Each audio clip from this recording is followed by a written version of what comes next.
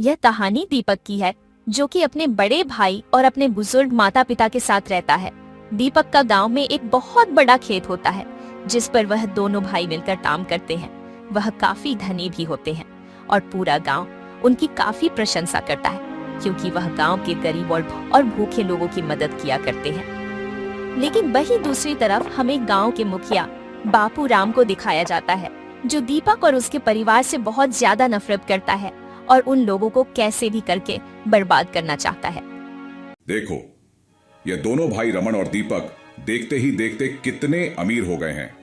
एक समय था जब इन दोनों का बाप मेरे खेतों में काम किया करता था, मगर अब देखो मेरी बराबरी पर खड़ा है और इसकी वजह से मुझसे अब कोई कर्ज मांगने नहीं आता है, क्योंकि यह गांव वालों को बिना ब्याज के पैसा उधार दे देते हैं। इससे मेरा काफी नुकसान हो रहा है।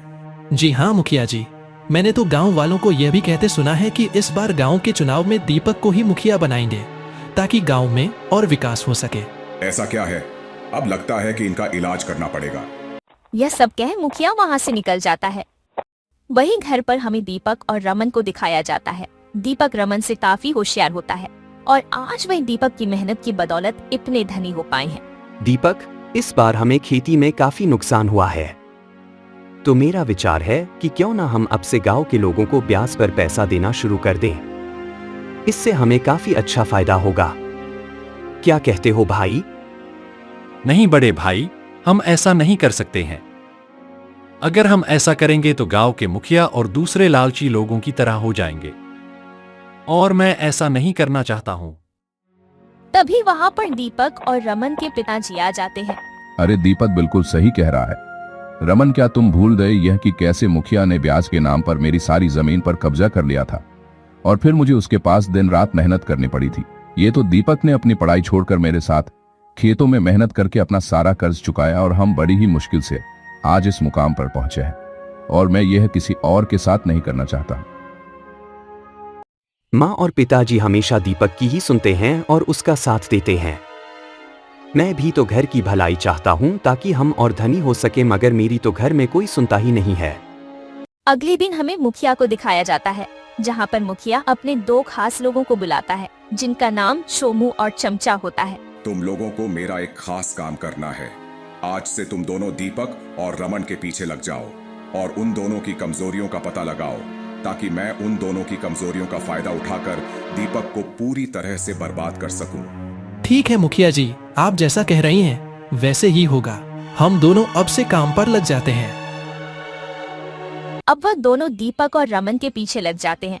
वह उनके खेतों में काम करने लगते हैं ताकि कुछ पता चल सके, और वह दोनों छिपकर उनकी बातें सुनते हैं, मगर उनको कुछ हाथ नहीं लगता है। एक दिन रमन पेड़ की छांव में उदास बैठा होता है। देखो भाई, चोमू रमन अकेला बैठा है, चल उसके पास चलते हैं। हाँ भाई, और गुस्से में भी लग रहा है। हाँ चलते हैं। रमन भाई, यहाँ अकेले उदास क्यों बैठे हो? कुछ हुआ है क्या? हाँ भाई रमन, तुमको इतना उदास मैंने पहले तो कभी नहीं देखा। क्या हुआ है, हमें तो बता सकते हो? शायद हम कुछ मदद कर पाए। चोम और चमचा के ज्यादा कहने पर अब रमन दोनों को सारी बात बतानी शुरू करता है। क्या कहूँ भाई, मैं दीपक और पिताजी से कहा था कि गांव के लोगों को अब से पैसे ब्याज पर देना शुरू कर दें, ताकि हमें उस ब्याज से काफी ज्यादा मुनाफा हो, मगर दीपक और पिताजी ने साफ मना कर दिया। और पिताजी भी हमेशा दीपक का ही साथ देते हैं, और मेरी तो कोई सुनता ही नहीं है, जैसे कि घर में मेरी कोई इज्जत ही नहीं है। ये तो बहुत ही ज्यादा गलत बात है। भला कोई अपने बड़े भाई के साथ ऐसा कैसे कर सकता है? तुम तो परिवार का भला ही सोच रहे हो। ये तो बहुत ही अच्छी बात पता चली है कि रमन और दीपक में आपस में बनती नहीं है। ये बात तुरंत जाकर मुखिया जी को बताता हूँ। अच्छा रमन भाई, हम चलते हैं, हमें गांव में कुछ काम है। मुखिया जी, हमें एक बात पता चली है। क्या बात पता चली है? चलो जल्दी से बताओ। चोमू मुखिया को रमन के द्वारा बताई सारी बात मुखिया को बता देता है। मुखिया इस बात से बहुत होता है। शाबाश, बहुत ही बढ़िया काम किया। तुम दोनों को इसका इनाम जरूर मिलेगा, पर अभी काम पूरा है। तुम दोनों को आज से जितना हो सके रमन को दीपक और उसके परिवार के खिलाफ भड़काना शुरू कर देना है। जब रमन और दीपक में लड़ाई हो जाए तो तुम रमन को मेरे पास ले आना, बाकी का मैं खुद देख लूंगा। मुखिया के कहने पर चोमू और चमचा दोनों अब रमन को भड़काना शुरू कर देते हैं और समय के साथ धीरे धीरे रमन के मन में भी अपने परिवार के प्रति क्रोध बढ़ने लगता है। और फिर एक शाम क्या रमन में यह क्या सुन रहा हो कि इस बार गांव के मुखिया पद के चुनाव में दीपक को खड़ा कर रहे हैं, पर घर में तुम बड़े हो ना, तो कायदे से तुम्हें मुखिया पद के खड़ा होना चाहिए। तुम सही कह रहे थे कि तुम्हारे घर पर नहीं चलती है, आज यह साबित हो गया। वे दोनों अब हंसने लगते हैं और ये सुनकर उनके साथ खड़े गांव के लोग भी हंसने लगते हैं। बुरा मत मानना भाई, हम तो बस मजाक कर रहे हैं। रमन अब बहुत ही ज्यादा गुस्से में आ जाता है और सीधे घर की ओर निकल जाता है। पिताजी, मैं यह क्या सुन रहा हूँ कि आपने मुखिया पद के लिए दीपक का नाम दिया है, मगर घर में तो मैं बड़ा हूँ। क्या इस घर में मेरी कोई इज्जत नहीं है? रमन क्या हुआ, तुम ये कैसी बात कर रहे हो? गांव वालों ने खुद दीपक को मुखिया बनाने का फैसला किया है, तभी उसका मैंने मुखिया पद के लिए नाम दिया। भाई ऐसी कोई बात नहीं है, आप कहें तो मैं मुखिया पद से अपना नाम वापस ले लूंगा। दीपक, मुझे तुम्हारी कोई भीख नहीं चाहिए, मैं खुद अपने दम पर मुखिया बनकर दिखाऊंगा। अब रमन गुस्से से सीधा गांव के चौपाल के जाकर बैठ जाता है। वहीं पर चोमू और चमचा भी होते हैं। भाइयों, मुझे तुमसे एक मदद चाहिए। मुझे अब कैसे भी करके इस गांव का मुखिया बनना है।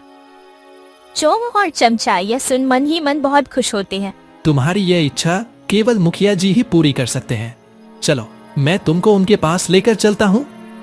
मुखिया रमन की सारी बात सुनता है और कुछ सोचने का नाटक करने लगता है। रमन, यदि मैं तुम्हें मुखिया पद के लिए खड़ा करूंगा तो इसमें मेरा क्या फायदा होगा, क्योंकि कई सालों से मैं ही गांव का प्रधान हूँ। आप जो मांगोगे मैं आपको ला कर दूंगा, बस अब मुझे इस गांव का मुखिया बनना है। ठीक है, तो सुनो, मुझे तुम्हारी जमीन और घर के कागज चाहिए हैं। ये सब तुम्हें मेरे यहाँ पर गिरवी रखना होगा, और जब तुम मुखिया बन जाओ तो तुम मेरा पैसा लौटा देना जो मैं तुम्हारे चुनाव में लगाऊंगा, और अपनी सारी जमीन और घर वापस ले लेना। रमन इतना गुस्से में होता है कि वह हाँ कह देता है, क्योंकि शुरुआत से सब रमन के नाम होता है। दीपक ने पहले से ही सब रमन के नाम कर दिया था और वह सारे कागज लेकर मुखिया को दे देता है।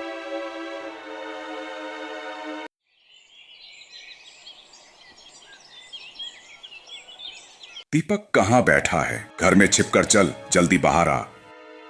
क्या हुआ मुखिया जी, आप इतना चिल्ला क्यों रहे हो? अब से तेरी सारी जमीन और घर मेरे पास गिरवी रख चुकी है।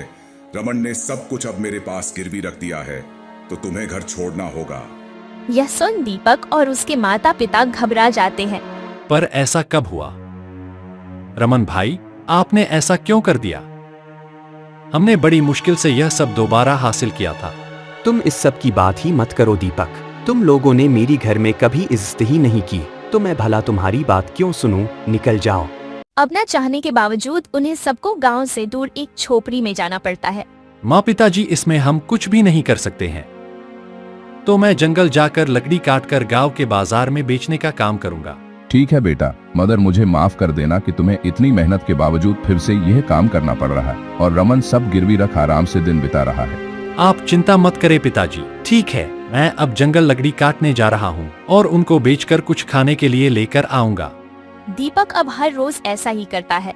वह रोज जंगल जाता है और लकड़ियां काटकर गांव के बाजार में बेच देता है। लेकिन एक दिन दीपक के पिताजी की तबीयत अचानक खराब हो जाती है। अब मैं क्या करूं, पिताजी बीमार हैं और लकड़ियां बेचने पर भी बड़ी मुश्किल से घर का खर्च चला पा रहा हूं। अब लगता है कि रमन भाई के पास जाना होगा। दीपक, तुम यहाँ क्या कर रहे हो? निकल जाओ यहाँ से। मैं बस अपने भाई से मिलने आया हूँ। दीपक, क्यों मजा आ रहा है? गरीबी की जिंदगी में जल्द ही मैं इस गांव का मुखिया बनने वाला हूँ। भाई, मैं चाहता हूँ कि तुम मेरी कुछ मदद कर दो, क्योंकि पिताजी बहुत ज्यादा बीमार हैं, या मेरे पास उनके इलाज के लिए पैसे नहीं हैं, तो तुम मुझे थोड़े पैसे दे सकते हो। मैं तुम्हें कुछ नहीं दूंगा। तुमने मुझे कभी अपना बड़ा भाई समझा ही नहीं, और पिताजी ने भी हमेशा तुम्हारा साथ दिया, तो अब मैं भला तुम्हारी मदद क्यों करूं? निकल जाओ, और हाँ, दोबारा यहाँ पर नहीं आना। दीपक उदास मन से घर आ जाता है और सोच में डूबा होता है। तभी उसके पिताजी की तबीयत और ज्यादा खराब होने लगती है। दीपक यह देख भागकर वैद्य को बुला लाता है। दीपक, तुम्हारे पिताजी की तबीयत और भी ज्यादा खराब हो जाएगी अगर तुमने उनके लिए दवाओं का इंतजाम नहीं किया। दीपक यह सुनकर और ज्यादा परेशान हो जाता है। ठीक है वैद्य जी, मैं कुछ इंतजाम करता हूँ। वैद्य वहाँ से चला जाता है। दीपक भी अब उदास मन के साथ जंगल निकल जाता है। वहाँ पर ठपकर एक पेड़ के नीचे बैठ जाता है। बहुत थक गया हूँ। यह सब मेरे साथ क्यों हो रहा है? मैंने तो हमेशा ही लोगों की मदद की है, मगर मैं आज कितना लाचार हूँ कि अपने पिताजी का इलाज भी नहीं करा पा रहा हूँ। तब वहाँ पर एक देवी प्रकट होती है। क्या हुए बेटे, तुम इतना परेशान क्यों हो? मुझे सब कुछ बताओ, मैं तुम्हारी शायद कुछ मदद कर पाऊँ। दीपक सारी बात देवी को बता देता है।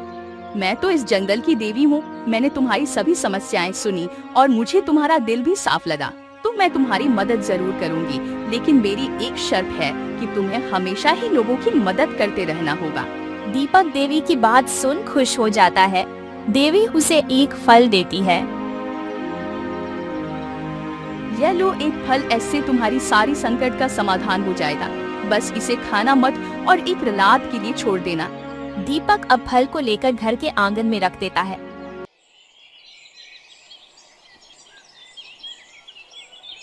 और सुबह जाकर फल को देखता है तो ये फल सोने के फल में बदल चुका होता है। यह देख वह भी चौंक जाता है।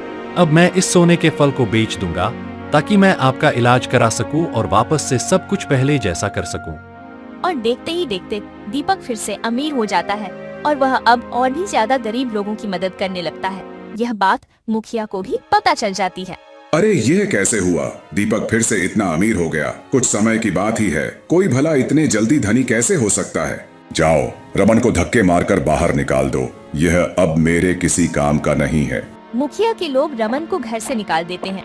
रमन अब गांव के चौपाल के यहाँ उदास बैठा है। उसने कुछ दिनों से कुछ नहीं खाया है। गांव वाले भी उसकी मदद नहीं करते हैं। बड़े भाई, आप यहाँ क्या कर रहे हैं? आपकी यह हालत कैसे हुई? चलो, आप मेरे साथ घर चलो। मुझे माफ कर देना दीपक कि मैंने तुम्हारा कहा नहीं माना और मुखिया की बातों में आ गया।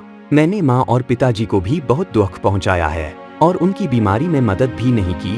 मैं एक बहुत बुरा बेटा हूँ और मुझे अब इसकी सजा मिल रही है। ऐसी कोई बात नहीं है बड़े भाई, आप मेरे साथ घर चलिए। माँ और पिताजी ने आपको माफ कर दिया है। दीपक के बहुत कहने पर रमन वापस दीपक के साथ घर चला जाता है और उनका परिवार फिर से पूरा हो जाता है। वहीं दूसरी तरफ मुखिया दीपक फिर से धनी होने पर बहुत ज्यादा गुस्से में होता है। कोई तो राज होगा जो दीपक इतने जल्दी अमीर हो गया। पता लगाना होगा। मुखिया जी, मैंने सुना है कि दीपक ने गांव के सुनार को एक बहुत बड़ा सोने का फल बेचा है, जिस वजह से वह फिर से धनवान हो पाया है। मगर हमें नहीं पता कि उसे वह फल कहां से मिला। ठीक है, तो फिर इस बार तुम दोनों दीपक की जासूसी करो और कुछ पता चले तो मुझे बताना। दीपक, तुमसे एक बात पूछूं कि तुम इतने जल्दी धनी कैसे बन गए और तुम्हें सोने का फल कहां से मिला? दीपक सारी जंगल की बात देता है और तभी हम चोमू को घर के बाहर छिपकर खड़ा देखते हैं, जो कि दीपक के द्वारा बताई गई बातों को सुन देता है और चमचा के साथ भागकर मुखिया के पास जाता है। वाह, क्या बात है। शाबाश, तुम लोगों ने काफी अच्छा काम किया है। मैं भी अब जंगल जाऊंगा ताकि मैं जंगल की देवी को झूठी कहानी बताकर उसने बहुत सारे फलों की मांग करूंगा और मैं अब और ज्यादा धनी हो जाऊंगा। वह अगले दिन जंगल निकल जाता है और वह पेड़ के पास जाकर बैठ जाता है और अपनी झूठी कहानी चिल्ला चिल्ला कर बोलकर उदास बैठ जाता है। मगर इस बार देवी की जगह एक राक्षस बाहर आता है। उसे देख मुखिया डर जाता है। ये बात है, तुम यहाँ क्या कर रहे हो? चलो, मैं तुम्हें अपने साथ पाताल लोक लेकर चलता हूँ। जंगल की देवी ने मुखिया के मन को देख लिया होता है, जो कि लालच से भरा होता है। इस वजह से वहाँ पर देवी के बजाय राक्षस आता है। वह मुखिया को अब लेकर पाताल लोक चला जाता है। वही दूसरी ओर दीपक अब गांव का मुखिया बन जाता है और वह गांव के लोगों की ओर भी ज्यादा मदद करने लगता है। कृपया हमारे चैनल को सब्सक्राइब करें और वीडियो को लाइक करें और हाँ, बेल आइकन को दबाएं ताकि आने वाली सभी वीडियो आपको सबसे पहले मिल सके। धन्यवाद।